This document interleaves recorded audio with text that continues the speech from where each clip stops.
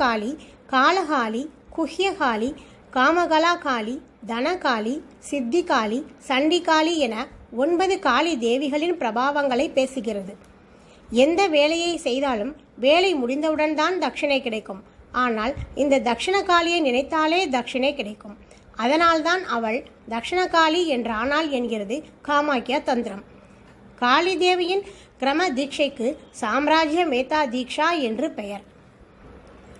பகவான் ஸ்ரீமன் நாராயணன் யோக நித்திரையில் இருக்கும்போது தோன்றிய மது கைடபர் எனும் அசுரர்களை வதைக்கும் பொருட்டு தாமரையில் பிறந்த பிரம்மன் எந்த தேவியை வழிபட்டு துதித்தாரோ அவளே மகாகாளி.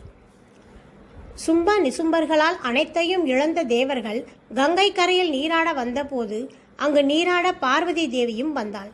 அவள் தேவர்களை நோக்கி, இங்கு யாரை துதிக்க வந்தீர்கள் என்று கேட்டுக்கொண்டிருந்த போதே